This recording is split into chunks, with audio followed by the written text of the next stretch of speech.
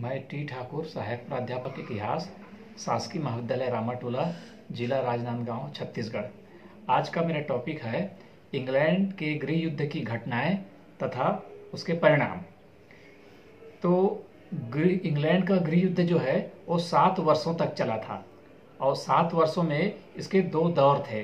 पहला दौर था 1642 ईस्वी से 1646 ईस्वी तक, इसमें राजा विजयी होता रहा। और दूसरा दौर था 1646 ईस्वी से 1649 ईस्वी तक, इसमें संसद की सेना जो है वो विजयी होती रही है। तो ये दोनों दौरों की लड़ाई जो है एजहिल की लड़ाई से शुरू होती है 1642 ईस्वी में। गृह युद्ध का आरंभ इससे हुआ था। इसमें चार्ल्स प्रथम ने लंदन पर अपना अधिकार कर लिया। दूसरी तरफ चार्ल्स प्रथम ने ऑक्सफोर्ड पर भी अपना अधिकार कर लिया था। उसके पश्चात दूसरी लड़ाई होती है न्यूबरी की। न्यूबरी की लड़ाई जो है 1643 ईस्वी में होती है। इसके आरंभ में 3 बार लंदन पर आक्रमण किया गया और इस युद्ध में दोनों पक्ष बराबरी पर रहे।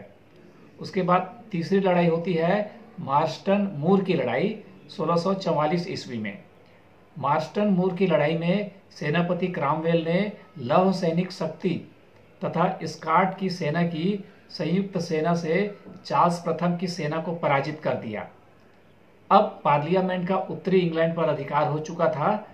और उसके पश्चात चौथी लड़ाई नेजबी का युद्ध 1645 ईस्वी। यह एक निर्णायक युद्ध था। इस युद्ध में क्रामवेल की संयुक्त सेना ने राजा की सेना पर निर्णायक विजय प्राप्त कर ली। ऑक्सफोर्ड पर भी पार्लियामेंट का अधिकार हो गया।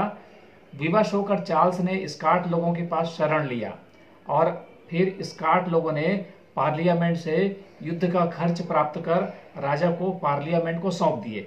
इस प्रकार इंग्लैंड का गृह युद्ध समाप्त हो गया।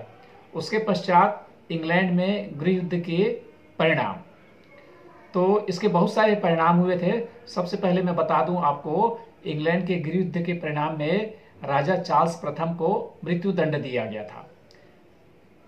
इंग्लैंड के गृह युद्ध की समाप्ति के पश्चात संसद ने राजा पर देशद्रोह का आरोप लगाकर उसे अपराधी घोषित किया। राजा को मृत्यु दंड दिया गया।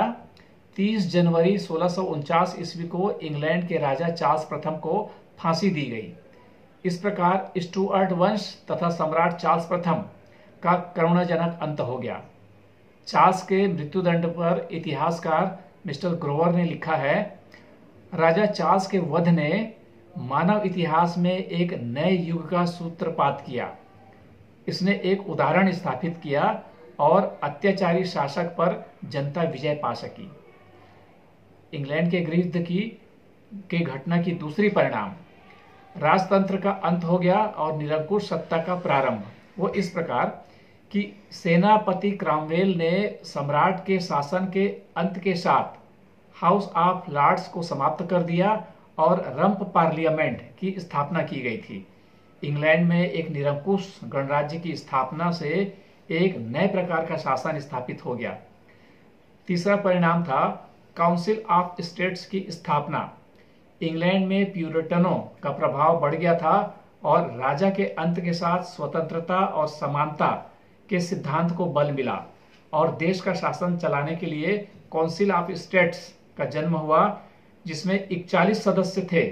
इस परिषद के अधिकांश सदस्य पार्लियामेंट के ही सदस्य थे। यह रंप पार्लियामेंट शक्तिशाली होकर उभरी थी।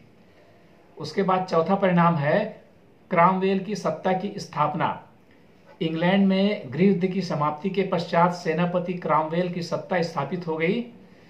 अब देश में राजा का कोई स्थान नहीं रह गया था, लेकिन धीरे धीरे क्रामवेल भी आगे चलकर राजा की भांति स्वेच्छाचारी तथा निरंकुश हो गया और फिर सन 1660 ईस्वी में पूर्ववर्ती स्थिति के निर्माण से जनता ने क्रामवेल के शासन का भी अंत कर दिया। और इसका चौथा परिणाम था चार्ल्स प्रथम सहित का श्रेणी में आना। चार्ल्स प्रथम के वध से देश की जनता के हृदय भर गए थे। राजा को अपने बचाव में अपनी सफाई देने का उचित अवसर नहीं दिया गया था। अतः जनता के मन में यह भावना घर कर गई कि राजा पर अभियोग लगाकर उसकी हत्या एक ढोंग मात्र थी। इंग्लैंड की जनता ने चार्ल्स प्रथम को शहीद मानना प्रारंभ कर दिया और वह